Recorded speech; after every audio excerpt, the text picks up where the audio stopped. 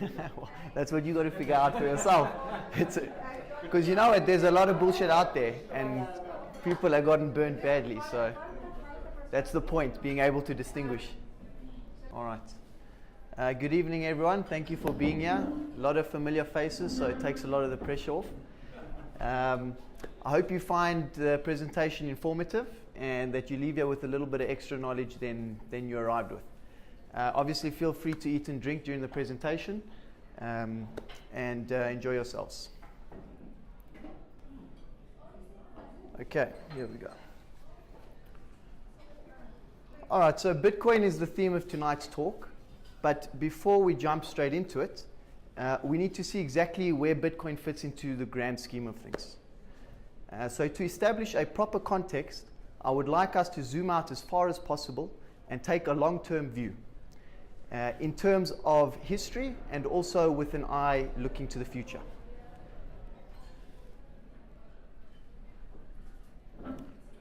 Bitcoin is such a fascinating subject, it's easy to get sidetracked by the mathematics, game theory, and cryptography that is inherent in the system. But for the purposes of this talk, I only want to convince you that Bitcoin is the greatest monetary evolution taking place in our lifetimes. Unfortunately, we start off at a major disadvantage because we are never taught about money at school. And we aren't really taught about it at university either. So we need to unlearn all the old misconceptions that we hold in order to gain a proper understanding of the core proposition of what Bitcoin means as money. So let's start by looking at the earliest examples. Unlike the radio, the telephone, or any other physical invention, money seems to arise spontaneously, a social construct used by humans to communicate value. It can also be referred to as the common good, which facilitates efficient trade. It's near impossible to quantify the added value that money has given to our living standards. To imagine this, just try and think about how difficult it would be to pay for tonight's dinner by trying to barter with George. Major headache. Now, through archaeology, we have uncovered evidence of thousands and thousands of different objects that have been used by humans as money. Shells, feathers, beads, and stones are just a few of these examples. In fact, anything that a community decides can be used as money. The object itself is completely arbitrary. This doesn't necessarily make them good forms of money, though. So if we take a prison, for example, a place with no cell phones, no wallets, no bank accounts. And what do we see happening around the world? They start to use cigarettes as currency. Now, does this mean that cigarettes are money? In the context of a prison, yes, most certainly is. Did the prisoners need some kind of authority to tell them what is or isn't money? No. Simply because the cigarettes are scarce and valuable, it becomes useful as money to the prisoners. Now, of course, the warden can try to prohibit the use of cigarettes, but the prisoners would simply find a way to maneuver around that, or they would just use some other object as their currency. Would cigarettes make for a good form of money outside of prison? Obviously not, since that's not what we are using right now in our day-to-day lives. So this must mean that there are specific characteristics which make some objects perform better as money as opposed to others. We'll take a closer look at these characteristics a little later. But before we get there, we're going to go through a few examples in history which gives us a glimpse to the potential consequences of failing to adapt to the latest evolutions in money.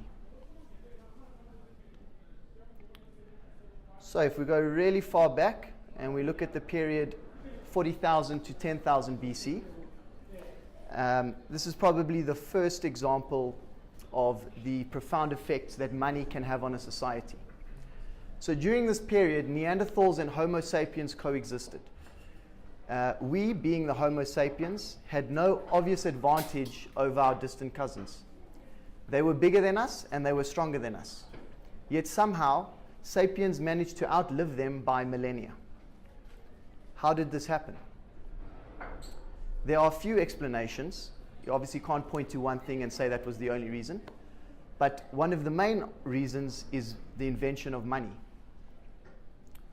So the biggest difference between our species is that Homo sapiens had an affinity for collecting rare and peculiar objects.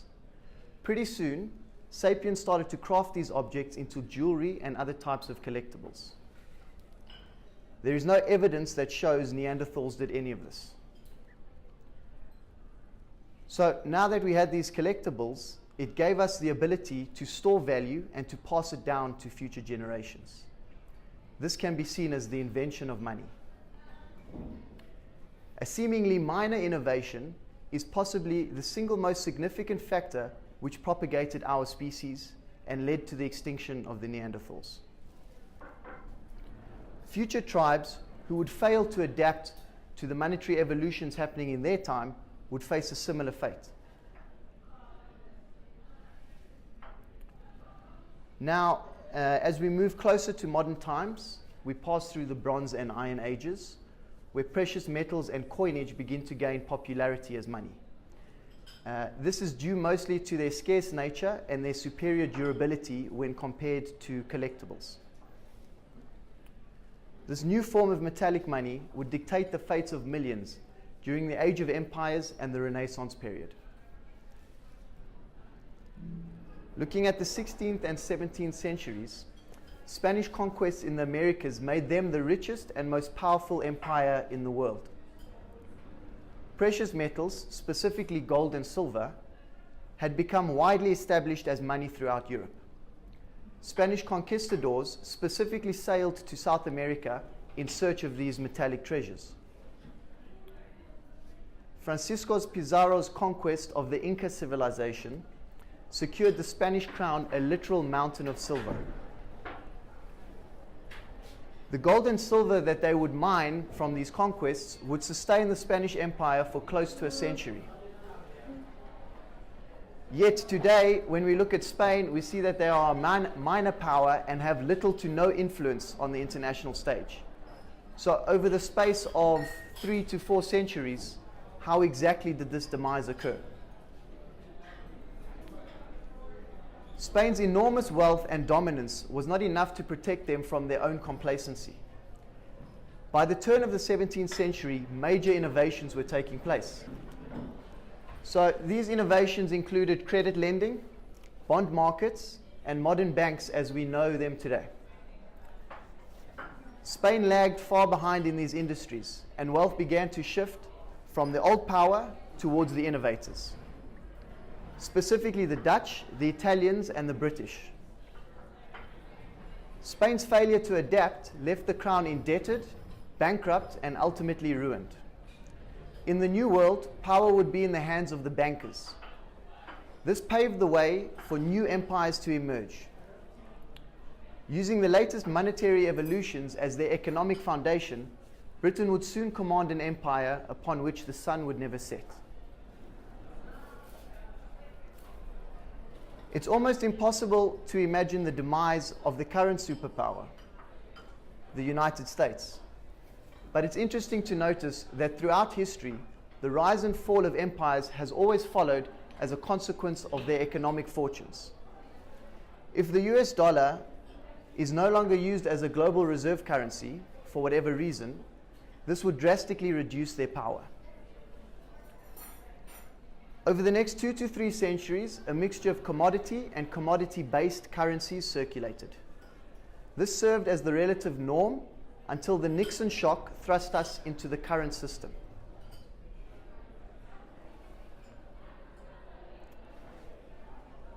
Agreements made at the 1944 Bretton Woods Conference established the USD as the global reserve currency, which would be pegged to a partial gold standard. For periods, this system served the market very well. The use of paper money greatly enhanced liquidity, while still retaining the hard monetary qualities of gold. But this was destroyed by greed and the insatiable desire for power. In building their empire, the US has continuously been engaged in warfare since the end of World War II. covert regime change in every corner of the world, and prolonged wars in Korea and Vietnam came at an enormous cost. And the only way for them to finance this was to print more and more dollars. Overprinting the USD without the requisite gold reserves violated the Bretton Woods Agreement. There came a point where the US Treasury realized that they did not have enough gold to honor their pledge. If nations chose to redeem their dollars and found that there was not enough gold, this would have caused a bank run on a global scale and collapsed the entire financial system. So on the 15th of August 1971, President Nixon unilaterally announced that the US would be defaulting on their promise. This is an excerpt of the speech that he made. I have directed Secretary Connally to suspend temporarily the convertibility of the dollar into gold or other reserve assets, except in amounts and conditions determined to be in the interest of monetary stability and in the best interest of the United States. In full cooperation with the International Monetary Fund and those who trade with us, we will press for the necessary reforms to set up an urgently needed new international monetary system. Okay, so that might be a seemingly insignificant moment in history, but what it actually represents is the largest debasement of money in human history. In effect, that was a 100% devaluation in the US dollar, a de facto default on the promise to redeem them for gold. So overnight, the inscriptions on US paper money would effectively change overnight. So if we take a look at the old Federal Reserve notes, we start off with the original $10, and we look at the back of the note, and we read the original inscription. The original inscription states, "This note is receivable by all national and member banks and Federal Reserve banks for all taxes, customs, and other public dues. It is redeemable in gold on demand." That is obviously the key phrase, redeemable in gold on demand. We see the same inscription on the front of the $100 note from 1928, redeemable in gold on demand at the United States Treasury. Then we just saw we have the Nixon shock in 1971, and the new notes simply read, "This note is legal tender for all debts, public and private."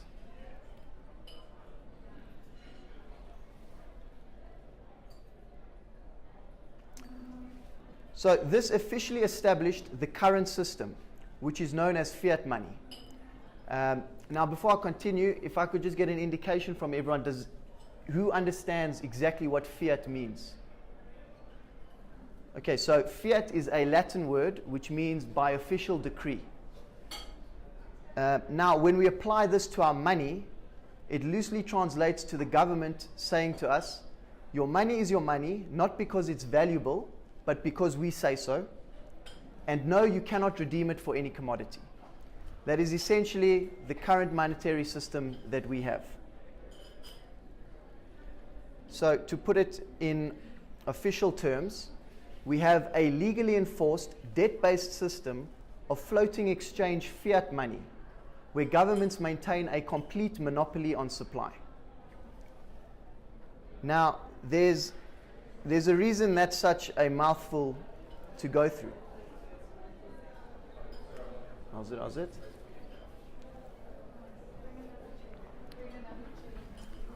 So the reason that is so difficult to understand is because it is done by design. Governments and central banks do not want you to understand it, and they do not want you to question it.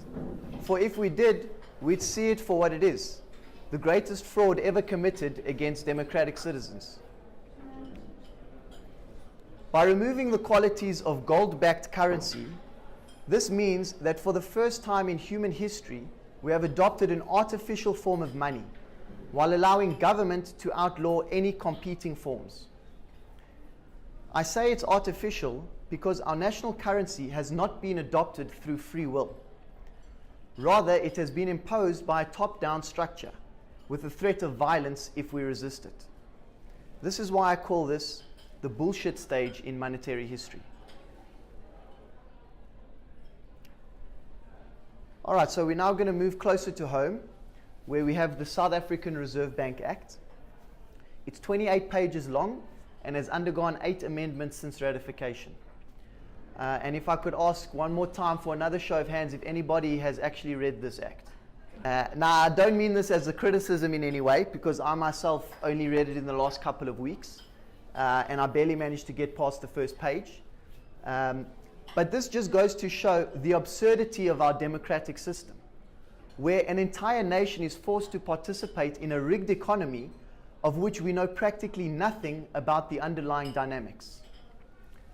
So let's actually take a closer look at what the Act contains. So clause number 2, we see the phrase, "The bank shall be a juristic person." Now, straight away, we can call this bullshit. Because a bank simply is not a person. You don't need to be a genius to know that. Now, lawyers and governments and politicians can wrap it up in as much mumbo-jumbo legal jargon as they like, but it does not alter reality. A bank is not a person. So if we look a little deeper and we go to the SARB's website, we find another excerpt that reads, "The bank's operations are therefore not driven by a profit motive, but by serving the best interests of all the people in South Africa." That's quite a nice sounding phrase, and it makes me feel all warm and fuzzy inside, except that this is also bullshit. Because I don't know how any of these people behind me know or care about any of my interests. How exactly do they quantify what my interest is or what your interest is? Never mind what the interests are of 48 million South Africans. Have they ever asked any of you what's in your best interest? No, of course not. Okay, so this is clearly total and utter bullshit. Now, furthermore, the fact that the Reserve Bank is established as a private company with private shareholders is a total contradiction. The single function of private enterprise is to seek profit. Profit for private shareholders is not congruent with the best interests of all South Africans. So let's just take another moment to think about this. Do you really want these honorables in charge of your money? We don't even know who all of them are. I bet you most of us couldn't name who that man is. Or rest he can, so you can keep quiet. That is, in fact, Nhlanhla Nene, who is our current minister.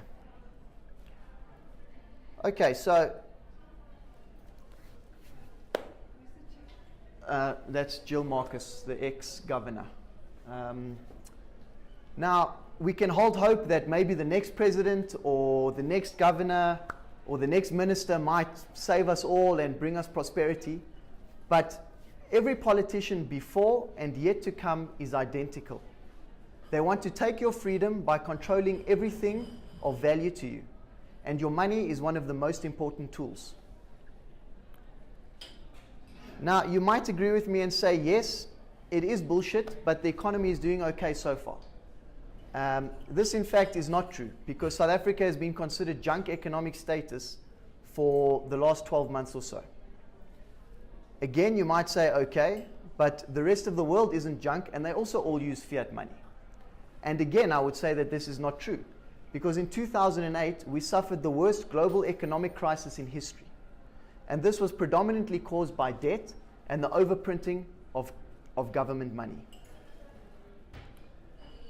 So the dangers of central banks printing currency in coordination with governments cannot be underemphasized.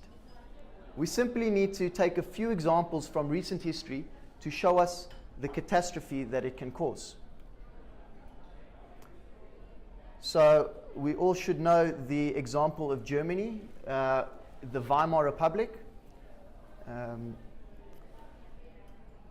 where paper marks soared to over 1 trillion marks per gold or per gold mark. And we all know what that economic crisis that brought about the election of a certain person named Adolf Hitler. Okay, currently Venezuela is in the throes of a hyperinflationary crisis. The Bolivar has reached inflation levels of over 4,000% per annum, which equates to a doubling of prices every 3.5 days. So if you want to come to the same talk next week in Venezuela, it'll cost you $500. All right, then an example from just around the corner, which gave us the beautiful image of starving billionaires. Okay, we saw Zimbabwe printing a $100 trillion note. And if we look for more examples, we see it happen again and again and again.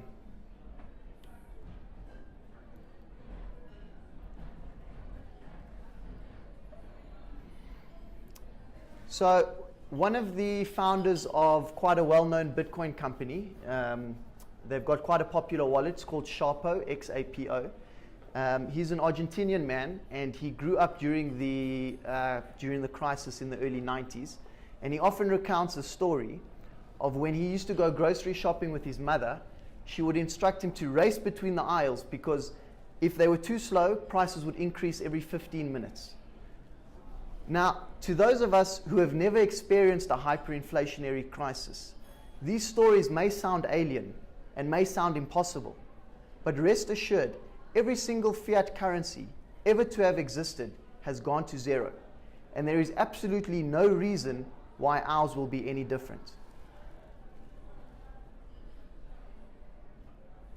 That means that our rands, our dollars, and our British pounds will all be worth zero in the foreseeable future. Bitcoin subverts these centralized systems and is being organically adopted by ordinary people without coercion or force. It's completely voluntary. Prior to Bitcoin, we had no alternative, but thankfully, this is no longer the case.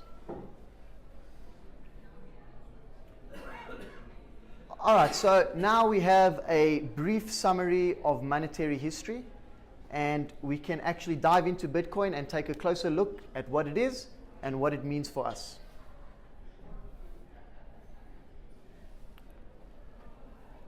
From the ashes of the global financial meltdown in 2008, a monetary rebirth emerged. Like the 10 commandments which God laid for Moses atop Mount Sinai, Satoshi Nakamoto released the Bitcoin protocol on January 3rd, 2009. Satoshi would set in code the foundation for a revolutionary new digital currency, born out of libertarian and anarchist ideas of a free market and open source technologies, making Bitcoin the antithesis of centralized government money. But why is Bitcoin revolutionary? It solves a long-standing computational problem known as the Byzantine generals problem. Previously, it was unknown how to reach a scalable, distributed consensus. Okay, so what this means in basic terms is that there needs to be a way for a large number of disconnected nodes around the world to come to an agreement about a set of messages. And that agreement needs to happen in a particular space of time. This is an image of a distributed network. This is in fact the Lightning Network, which is being built on top of Bitcoin. And essentially, these are all separate nodes on the network, the circles, and those are all lines of communication. So what is happening when a transaction gets confirmed is that all these nodes are reading the same messages and coming to an agreement as to who holds what amount of coins. So by solving this problem, Satoshi made it possible for decentralized blockchain networks to materialize. Now, there's a lot of fancy jargon in there, but what does this mean for me and how will it make my life better? So for starters, Bitcoin is immunized from the threat of hyperinflation. Coded into the protocol is a perfectly inelastic supply. In other words, there is a predetermined amount of Bitcoin which will be released at predetermined intervals, regardless of any external factors.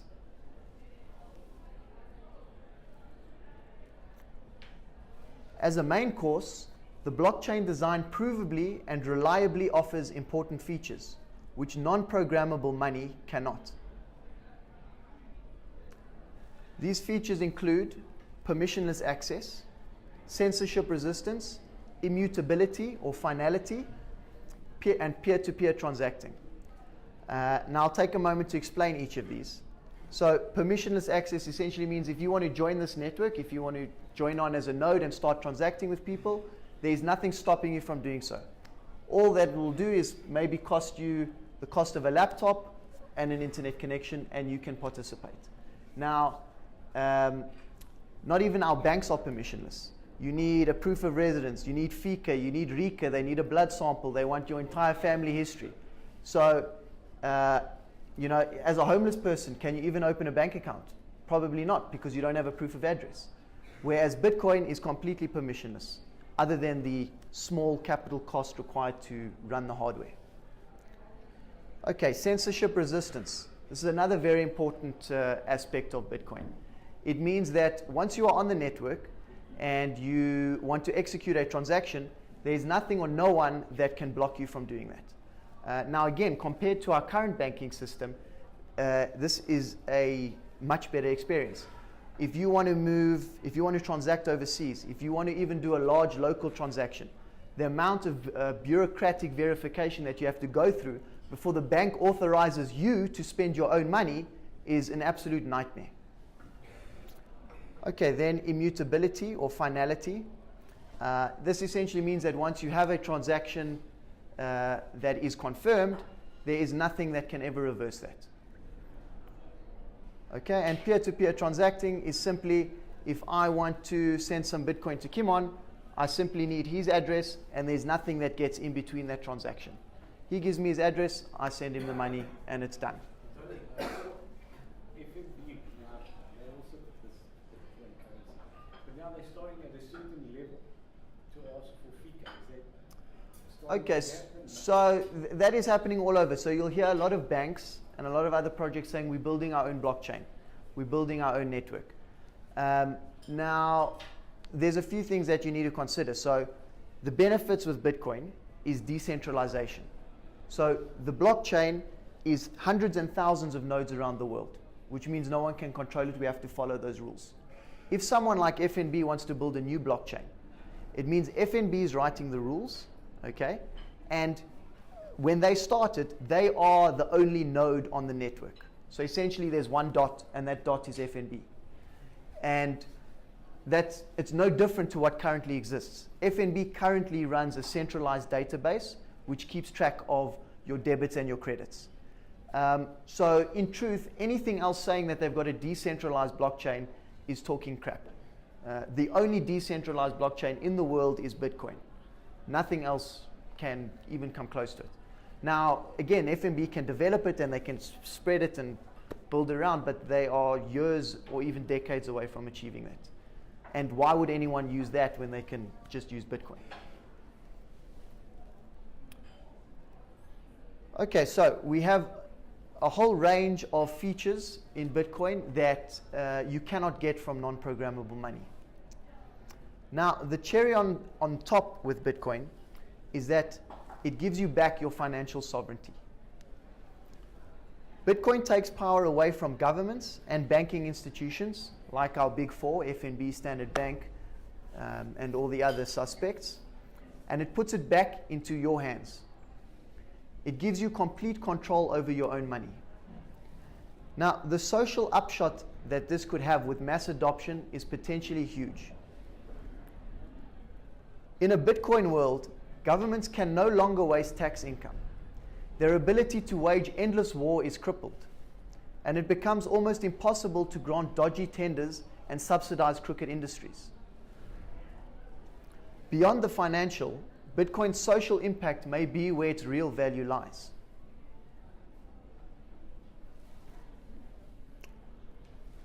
The emergence of Bitcoin is forcing us to reevaluate what money is. Now that we have all this new information, we need to look ahead and decide what to do with it. So the way I see it, there are three possible reactions to Bitcoin. You can totally ignore it. Maybe you don't trust it. Maybe you think it's not as valuable as people are hoping that it can be, and you're fully entitled to do so. Ignore it, and maybe it dies and goes away. The second reaction is that maybe you think, okay, it could be something significant. You can learn the basics, learn what it is, learn how to use it, and maybe consider dedicating some time and investing a little bit of money into Bitcoin. Okay, and the last option is to go all in. You fully believe in the technology, you fully believe in the potential, and you decide to adopt it as your primary form of money. Now, this decision should not be taken lightly. There is risk associated with any investment that you take. It requires deeper analysis and an eye for the future. Now, to get to a conclusion, one must evaluate Bitcoin's suitability as money. Is it genuinely secure? If I put R1 million into coins, is it still going to be there tomorrow? And whether or not the network will continue to grow. If the network grows, it will bring more and more value to your Bitcoins. So the conclusion that I reached is that Bitcoin is the most secure and the most useful form of money that has ever been created. And that is why I have chosen it as my primary form of money. I will share with you a few of the reasons why I reached this conclusion. Now, the assertion that I've just made is rather easy to judge. We simply need to compare Bitcoin against alternative forms of money using well-established criteria. Now, the table behind me, I know you can't all see it very clearly, but if you just go into Google and punch in compare Bitcoin or monetary traits of Bitcoin, you'll see thousands of these examples. So let's just take a moment to go through them and see how Bitcoin weighs up against the others. So good money should have the quality of being durable. It needs to last for long periods of time.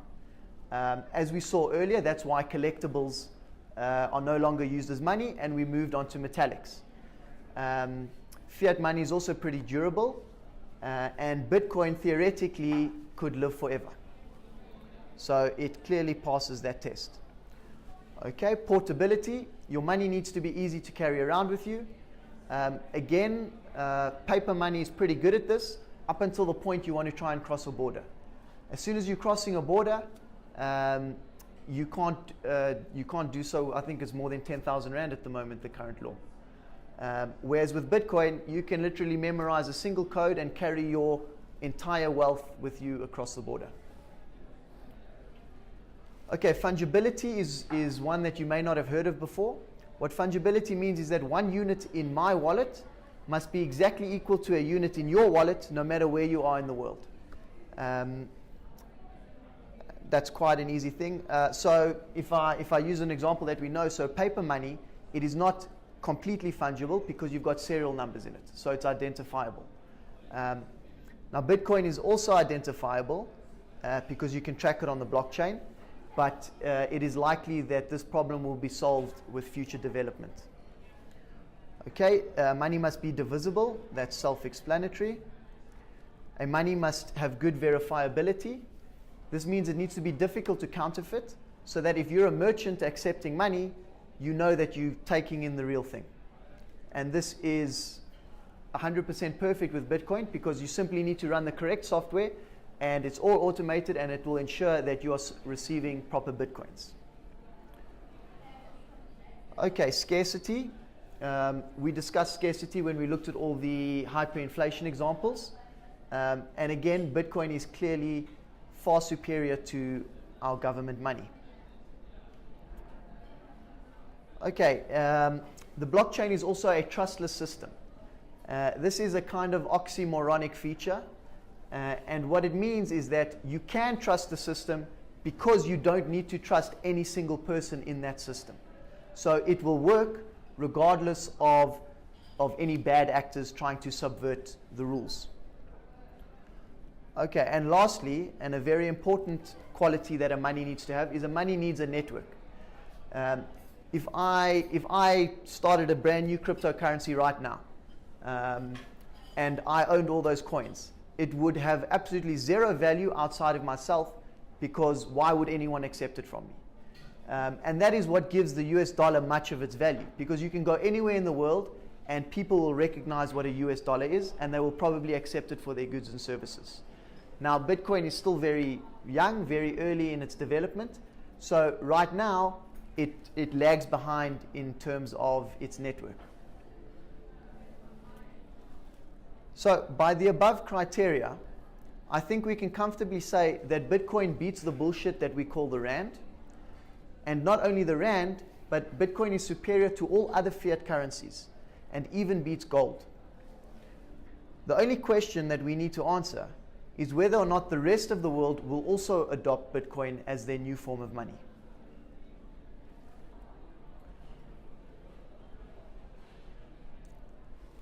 Now, potential investors often worry that the fad is over and Bitcoin is dying and it's a bubble which has to eventually pop. Now, I would argue that the opposite is true. So let's take a look at the trends in Bitcoin's 9 years of existence, and we can then decide for ourselves what we think is going to happen.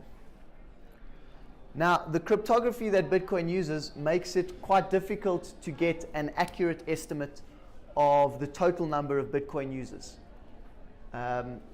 But by any possible measure, the evidence shows that Bitcoin adoption is certainly increasing. So we can look at the number of unique Bitcoin addresses that are being generated on the blockchain. We can look at the number of transactions per day. We can look at the value of transactions. We can look at wallet downloads, the number of merchants that are accepting Bitcoin, new investors coming into the market, crypto funds, and Bitcoin-focused businesses, which we can see are emerging all over the world. So my estimate would put the number somewhere between 50 and 100 million users. This is only 1% global adoption, and it leaves room for enormous growth. Now, the way I see it, if people can agree with my analysis, then it's simply a matter of time before the market recognizes the huge benefits of sound money over bad. And when they do so, Bitcoin will suck them in with the gravitational force of a super black hole. Now, to just get an idea of what this might look like, we can all remember back to August, December last year when the price was doing absolutely insane things. And every Tom, Dick, and Harry was talking about Bitcoin. And as a broker myself, I saw firsthand what the frenzy was like. People dying to get in because they had FOMO, as they say, fear of missing out. And I mean, it's not a good emotion for markets to have, because people act irrationally and they make mistakes and they end up buying when the price is $20,000, and they use money that they can't actually afford to lose, and then they land in trouble when the market corrects. So the ideal situation would be that people start to learn about Bitcoin, they do adequate research, and then they make the decisions from there. So if my theory holds true, what will the trajectory of Bitcoin adoption look like? A very common trajectory that almost all technologies follow is the S-curve.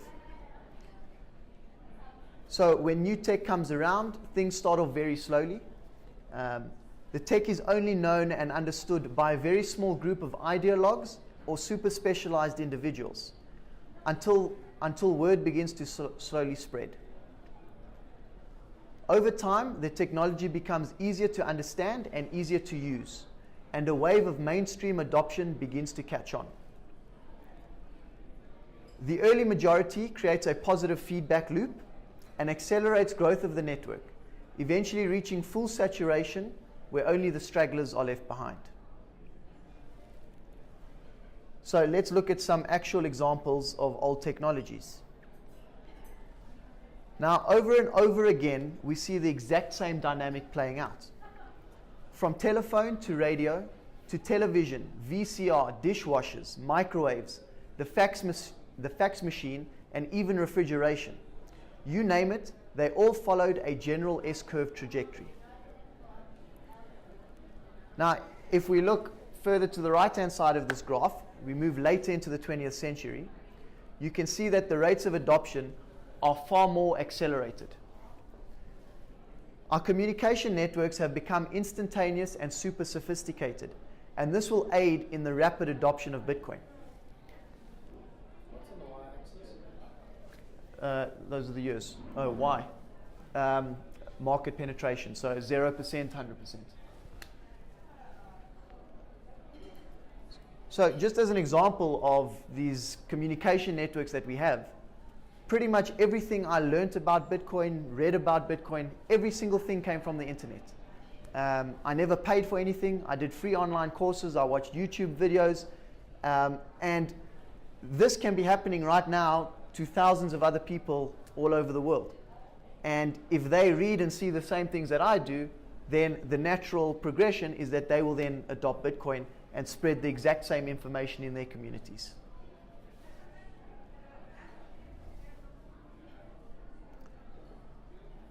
So if we accept that Bitcoin is indeed the latest evolution in money, and we don't want to end up extinct like the Neanderthals or the Spanish Empire, what then should we do?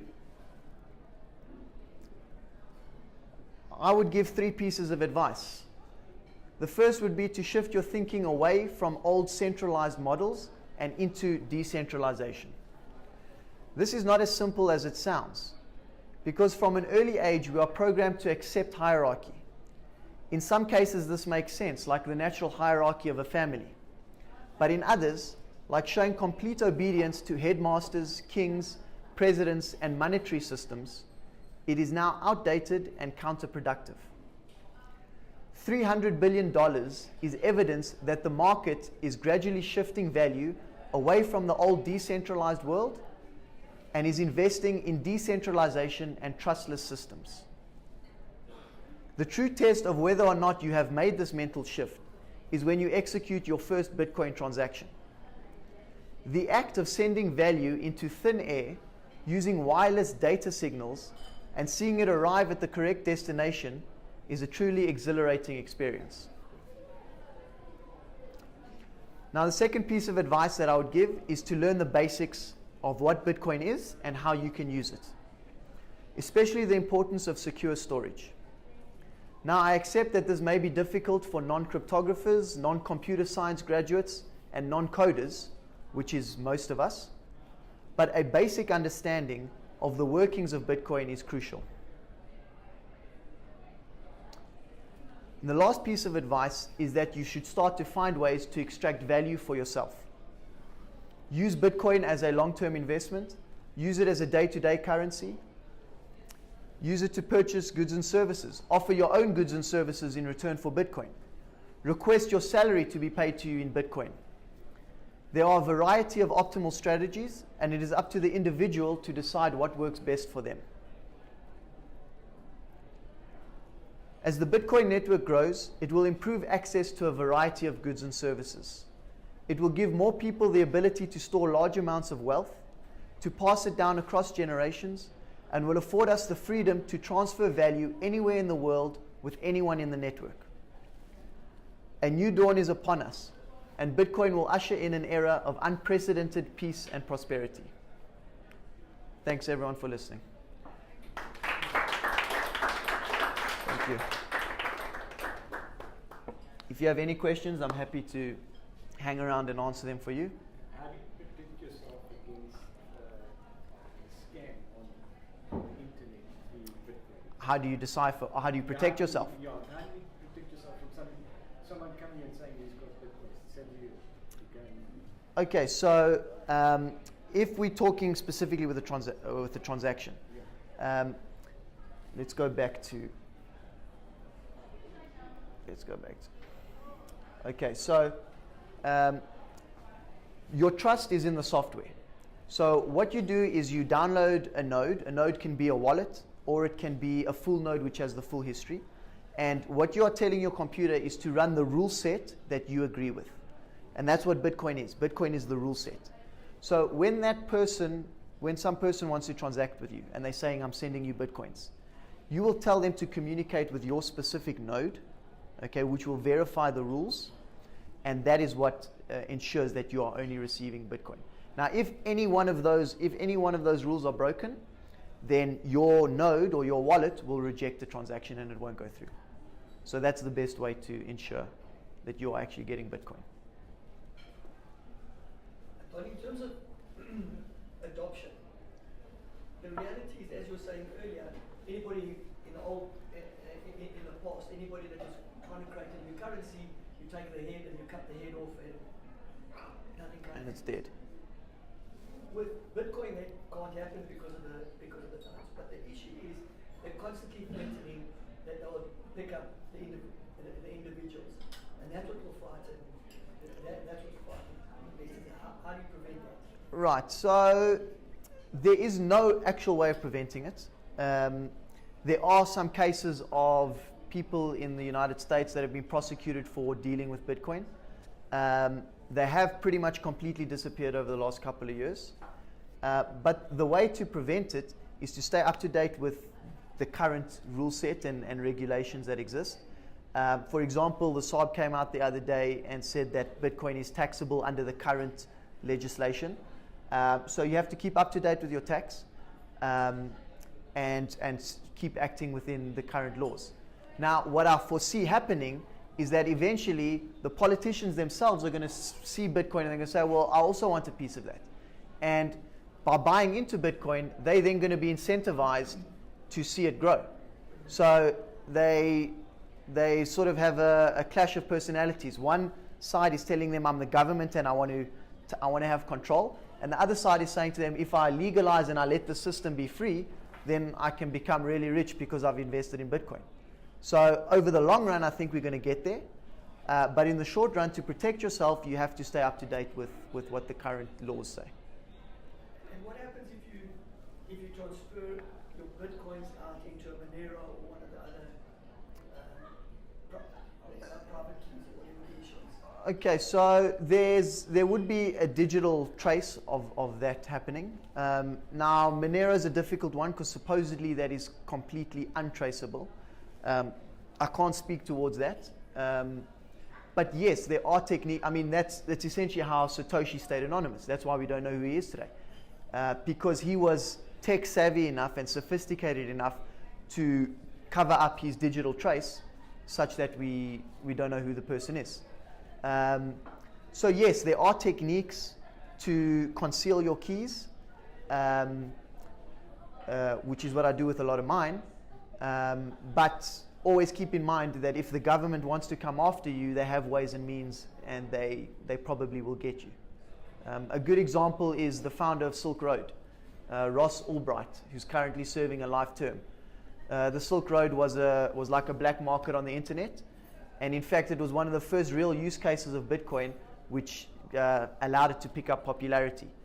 So it facilitated a lot of drug exchanges, and they used Bitcoin, and the way the FBI found or tracked Ross Ulbricht was that they traced a whole bunch of transactions and they eventually got to his laptop, and that's the evidence that they used to prosecute him.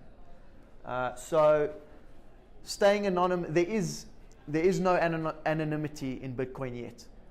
That may come further down the line, but you have to act under the assumption that everything is visible and you need to follow the rules. How does that mining work? Okay, so I mentioned the inelastic supply earlier. So the whole concept of Bitcoin is a proof of work concept.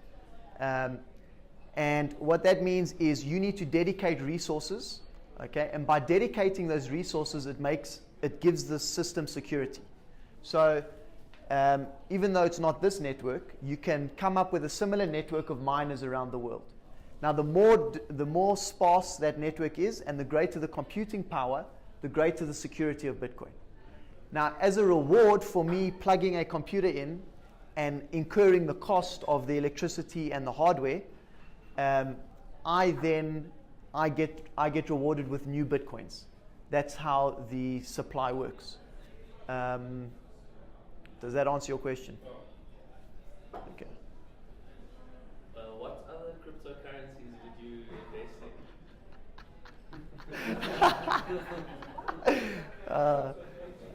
in? Inside information. I would invest in absolutely none of them other than Bitcoin. However, there is an interesting new development starting. There's a new crypto called Grin, which has not been released yet. And the protocol that it uses is called Mimblewimble. And it is supposedly a scalable algorithm that gives you complete privacy. Now, I actually wouldn't even invest in Grin, but what is going to happen and what is the nature of open source projects is that they are agile, they can maneuver, they can improve. So if Grin launches their blockchain and they prove that you can run this algorithm and it's scalable and it's completely private, that will immediately be implemented into Bitcoin and you will get the benefits of that anonymity. And again, it goes back to network effects. So if only 1% of the world is actually invested in Bitcoin and knows about it, even fewer will know about anything else. And why would you want to invest in a money that's got a smaller network? That snowball, Bitcoin is the one that's going to generate that snowball. So nothing else, just Bitcoin. Trailblazers or like vanguards have never, I can't think of a use case in any technology, any sphere where Trailblazer has ended up being market leader. Why would Bitcoin be different? So I agree with that, and there are examples like MySpace. Facebook is a good example. MySpace was first to market, and Facebook kind of won that space. So it is an interesting question, but again, I think the fact that it's open source. So in that case, you probably think in terms of a traditional business battle where you've got patents over here and patents over there, and they're fighting it out to see who wins. But again, what decides that is the network. So if a new network gains momentum, let's say Ethereum, for example, which it did, it gained a hell of a lot of hype last year. It surged like 10,000% in price. But at the end of the day, it has to come back to fundamentals. And when I look at all the other cryptos, none of them have the fundamentals that Bitcoin has. So the first and foremost, it's the decentralization. There's no point to a blockchain unless it's decentralized. A blockchain is just an inefficient database. The only reason you decentralize it is so that you can't have a big bank saying, okay, we're going to control the network and call the shots. So that's the only reason for decentralization. Now, all the other fundamentals, so the fact that Satoshi stayed anonymous, so the CIA can't go and assassinate him or put him on a show trial and then scare everyone out of the system. Whereas Ethereum, we know who started Ethereum. Every other coin has a visible founder. So if something came along that had the fundamentals, I would say, yes, let's take a look at that. And maybe there's a chance that they overtake Bitcoin, but none of them do. And as it stands, the Bitcoin developer community is the best in the world, as far as I can tell. So any innovation that comes along, they're going to quickly implement it and build it into Bitcoin. Kim, you promised you were going to heckle, and I didn't get anything. Good man. Your computer does. The rules are very basic. The rules say you can't create Bitcoin by yourself unless you're a miner. It says you can't, if your unit is 1, you can't go and spend 2. It won't allow you to do that. And essentially that is it. So you're following that rule set, which ensures that no one can cheat. Now, there's an example of people trying to cheat. And again, there's a luxury to only getting into this 9 years later, because if we learned about Bitcoin in 2010, I couldn't say these things with certainty. I could say maybe someone can create Bitcoins out of thin air. But what happens every 4 years is that the issuance schedule, so the reward that goes to miners, gets halved every 4 years. So the first time that it halved would have been 2013. Now, the early miners who were on the network thought they can probably just game the system. So what happens when you mine a block is you send a message to all those nodes and you say, I've found the next block of transactions. And as part of that message, you write in, send my reward to this address. So at the beginning of Bitcoin, the reward was 50 Bitcoins per block. Now the miners thought, okay, we'll cheat the system. And the issuance halved in 2013. And what a lot of the miners did is they would find a block and they would write the same message. Instead of saying, send 25 Bitcoins here, they left it at 50. They thought, why not? We'll just keep taking the same reward. Now, as soon as they did that, the other nodes on the network running the rule set, they put a big X. They said that's invalid, and they lost the reward completely. So it's a self-policing system. As long as you're running the software, you're protected and you can trust the network. Where did you get Satoshi's photo? So Satoshi's photo. that's a bit of a funny one. He's part of the CIA. Where is he? Oh, wait. So, okay, so this person is actually Dorian Satoshi Nakamoto, who lives in California, and he's just a random dude. And he happens to be Japanese, which fits the profile. And when there were a few journalists who were on the hunt to figure out who the Satoshi was. And some stupid journalist found this dude and wrote a piece and saying, this is Satoshi. And the dude came out and said, I don't even know what Bitcoin is. I don't know what you're talking about. So he's quite famous now. Because his name is Dorian Satoshi Nakamoto. It must be a fake name, a pseudonym of some kind. No, we don't. Could be a female. It could be multiple. Could be multiple people. It could be, yeah. What do the LGBTQs identifies these days? There's a lot of different pronouns, yeah. Might be non-binary. So currently you are anonymous, you only have code, am I right? Well, the right term is pseudonymous. So you're an address that exists on the blockchain. But there's no name or anything else attached. No, there's no name, there's nothing else, nothing that The you only use. way they could trace you is through your transactions to your computer. So yes, so if I know a certain address belongs to you, I can go online and I can see all the transactions you've done. But all I can see is that this code sent coins to that code. You don't know who that code is. No idea. And that code stays with you whenever you transact. Getting coins, sending coins. Yes. When you start to use Bank account number, correct? yes, yeah. Rusty? Don, is the wallet basically your software? Is that what you were saying? Yes. Yeah. So what's very important, in fact, when your dad asked how to make sure that you aren't getting scammed, your wallet software is critical.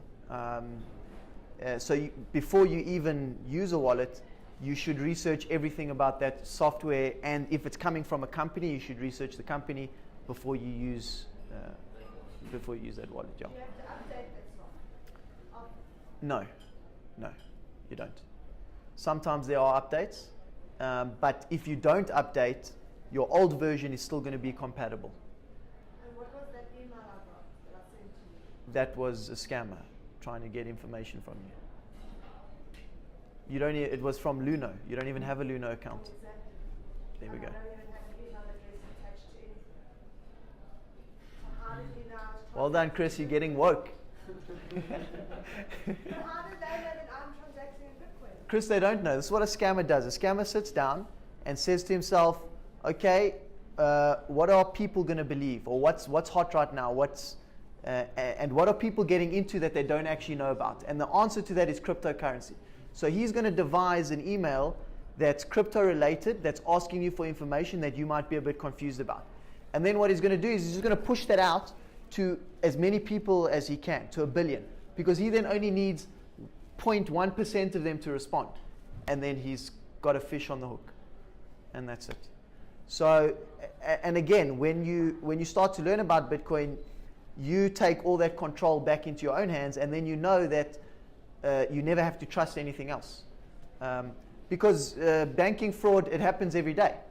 I don't know exactly what the numbers are, but it's millions and millions of dollars. And the bank just has insurance for that. So in all likelihood, some of our accounts have been cleaned out, and all they do is they just create the money out of thin air and put it back into your account. Is the bread wallet the best? The bread wallet is good, but they've done some concerning things of late. So they've launched their own token. So they're trying to start to make money. They've started to incorporate other tokens into the wallet, which I don't like because when they eventually collapse, it's gonna affect them. So if you're thinking of something for real long-term storage of most of your wealth, the best solution is a combination of a hardware wallet and a paper wallet. And if you're super paranoid, you can do a brain wallet, which means you just memorize your codes and it only exists in your head. Yeah. No, it's not safe. It's not safe, but it's possible. But I mean, if you've got banks like FNB trying to get into the game, that's your future. I mean, sure. Well, yes, but what I think will end up happening is that all they'll do is people who've never heard of Bitcoin or blockchain, they will bring it to their attention, and then when they do a little bit of research, they'll realize, I don't really need FNB to have a blockchain, but this Bitcoin one looks interesting. Why don't I go and start using that one? You know what's another thing? When I was in New York, Winston Young, they started a blockchain division specifically to audit Bitcoin. To try and track, there's a lot of... Because it's becoming massive. There's a lot of like hedge funds, a lot of companies that even like invest in, probably starting to invest in Bitcoin. Well, if someone figures that out, it'll be very valuable because governments have no clue how to tax it. And unless they come up with the software that is able to figure out what's going on, which is incredibly difficult, then they're going to suffer. And you might see certain governments starting to pass laws saying, all right, we're going to ban Bitcoin. But even if they ban Bitcoin, it's very difficult for them to prove that I'm using it. Yeah, but also like if the US is adopting it, it's slow. I mean, if they're looking at auditing it, then It's past the point of no return. If governments wanted to shut this down, they had to do it. They had to do it in 2009. It's simply too late now, and it's too far advanced. There's so many, even establishment guys. So there's a lot of billionaires in the States. Peter Thiel is a famous one, and he was a big donor to the Trump campaign. He is very bullish on Bitcoin, and he's made large investments. So the establishment is becoming invested in Bitcoin at the same time. So you can't even draw the battle lines that clearly anymore because everyone is invested in Bitcoin. And soon we'll all want to see it succeed. And again, it's just the beginnings of that snowball starting to take over. I just want to make a point on that FNB. So you saw FNB got involved in cell phones, and you can buy airtime from them, you can buy cell phones. But the difference being is they got involved joining an existing network. So they got involved joining Vodacom, Cell C, MTN, whatever it is. What they're doing with Bitcoin is they're trying to create their own system. And that's why it's not going to work for them. Because they don't have the scale. So they'll get to a certain point and they'll convince some of their customers to get on board. But they're not going to get to the numbers needed to make it a success. So unless they join onto Bitcoin, whatever they're doing ultimately is going to fail. But at the end of the day, why would you invest in that blockchain? It's like having your money in the bank. Exactly. A bank that you control. Because then you'd still have to pay money if you transfer overseas. You still have to Yeah, all the same charge. I think up to 50,000 rand you can invest, but anything above that, fika. Yeah, I mean exactly. So. It's RMB, FNB, Well, and again, so one of the interesting things is how, if you're a government and you want to shut down Bitcoin, how do you do it? Now, when you realize that physically you can't actually do it, so I can't actually go to 100,000 separate locations on Earth and destroy those computers and arrest those people. So my next option is to start to trick people and say, you know what? Don't go to the Bitcoin blockchain. My blockchain's better. But inbuilt to my blockchain is going to be complete surveillance and complete 24/7 tracking. So if someone is silly enough to go and join Venezuela's actually tried to launch a crypto, the petrodollar. So if I'm silly enough to join the government's blockchain, I'm basically sending my data direct to them, and they can see every single thing I ever do on that network. And that's what they want, and that's what they're going to try. And that's what these are, because a lot of these will probably even be subsidized by government. I don't think it will be like required. It won't be advertised to the users to say, come join our blockchain. Like for FNB, if you have an FNB account, they say, we're building blockchain into your technology. You don't even need to do anything, and you have exactly our Bitcoin data. True, but they already have those. So they already have our data, and they already have that information. So my transaction history with FNB is not private. That's if most people's concern is privacy. Yeah, of course. Hopefully it will. Yeah, that's a big thing. I hope you all deleted Facebook, by the way, because. Can you explain the... Are you trolling again, or is this a genuine question? The value of the blockchain concept, and can you give like a practical example outside of crypto?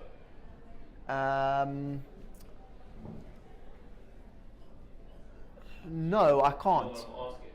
No, so like I said, so what can blockchain be used for other than Bitcoin? Yeah. Well, at the moment, very little. So the reason it's secure is because Bitcoin is native to the blockchain, okay? Meaning that data, those numbers that we're moving around, it's released by the Bitcoin network itself, and then it's moved around by the network, and we've given it value. So it's useful as money, okay?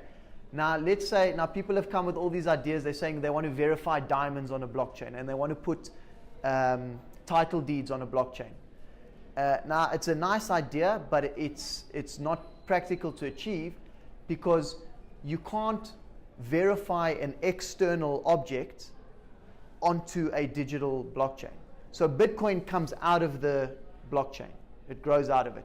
Whereas, when I put my title deed onto that blockchain, it's going through a person to get into the network. So you're back to the old system where you have to trust someone to do that verification in stage one. So other than Bitcoin, no, I don't see any other applications. Identity. But it's the same thing. My identity. But if it's done properly, identity can take the place Well, of your passport, your driver's license, etc. All those things. Okay, but if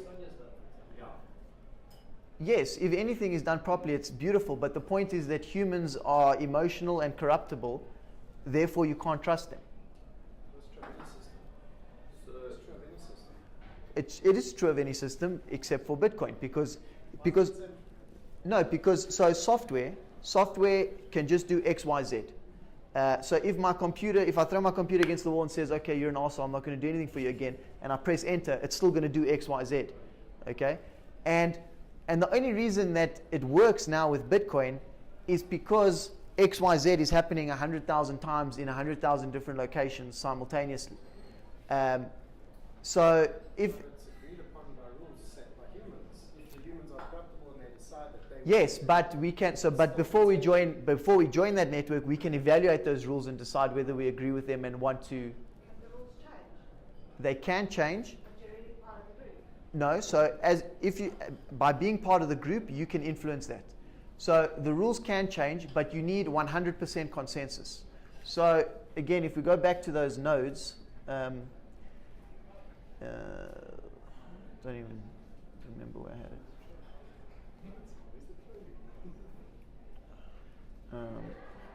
Oops. So let's say you're a node on the network. Let's say that guy wants to change the rules. He says, like the guy who wanted to change his reward and keep it at 50. Okay, you can try that. You can put forward a proposal and you can say, I want XYZ to now be XYZ plus this. And you can start to run that rule set on your node, okay? But it will only become compatible if everyone else also adopts that rule set. So if one says no, then it's no. Yes. So that's why all these. If you heard last year, there was a scalability debate, and there were certain upgrades that people were trying to get through, and it was very controversial because it's extremely. I might think my idea is amazing, and it'll make Bitcoin perfect and completely anonymous and solve all the world's problems, but if I can't convince every single other person on the network, and this includes millions of Chinese that don't speak my language, and some random guy in Papua New Guinea who's running a node, and so it makes the system anti-fragile. It means it's almost impossible to change, and which is a good thing, because if you like it the way it is now, in all likelihood it's going to stay like that.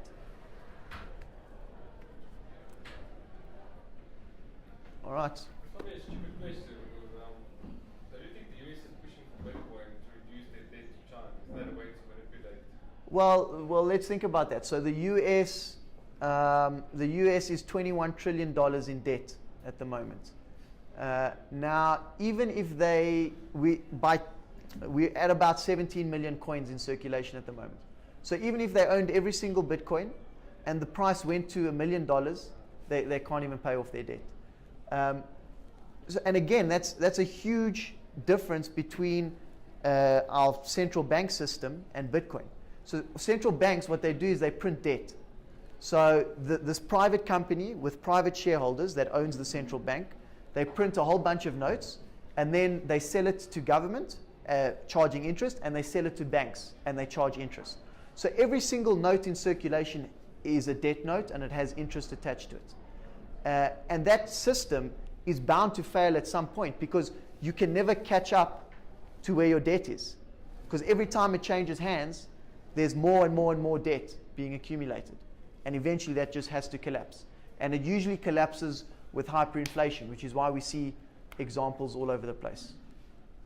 So do you not think that this can become like fiat money? I'll tell you why. So ultimately you can only do, I think, 21 million Bitcoins, that's correct. At some point in time, we're going to reach that limit of 21 million Bitcoins. Yeah. It means the miners are not going to actually make any money, okay? So therefore, one of the guys in the node are going to say, hold on a second, let's change this algorithm or whatever it is so that we can make 50 million Bitcoin. Therefore, you can. It's just like printing money. But then if you say no, one guy says yes. Yeah, but the one guy's not going to say no because he's not making any money. Well, no, so... Are wallet holders, like, is that a node? Or No, a wallet holder, just a wallet user is like a third-class Bitcoin citizen. No, you can operate a full node.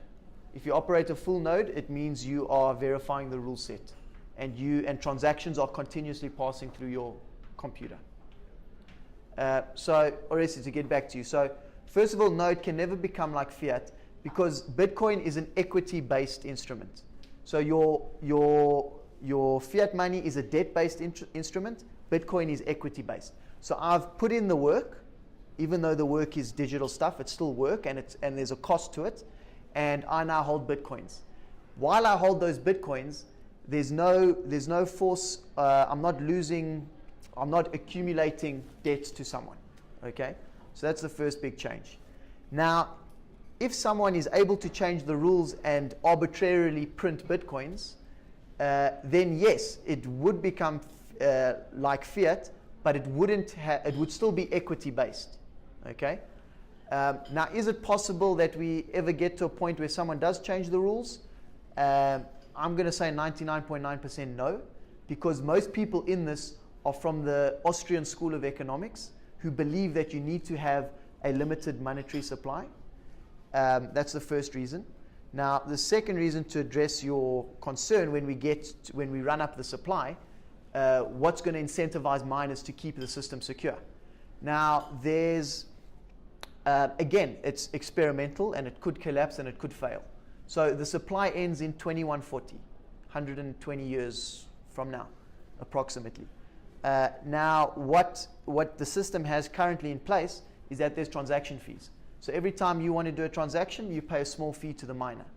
And you can actually look back at correspondence in the early days with Satoshi.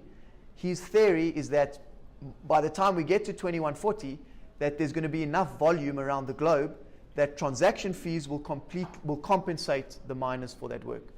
And again, you can look at the current data for the last 9 years, and you see that in the early days, maybe I'll show you on here.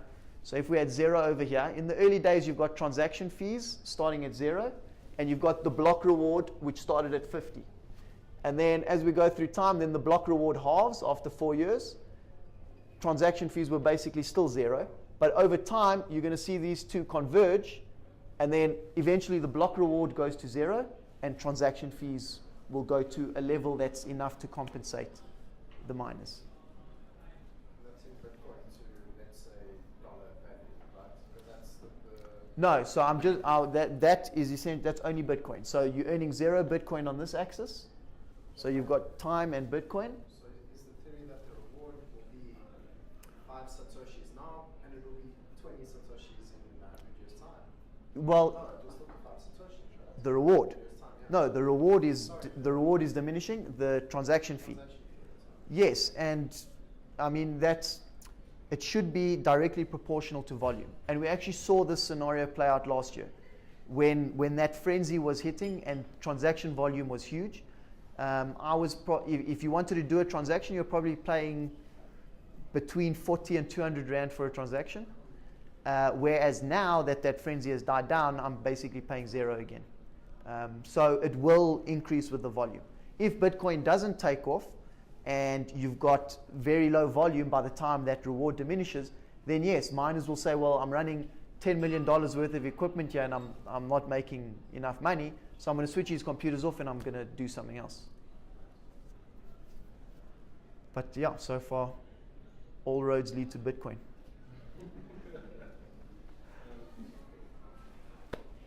All right, thanks everyone. Thanks.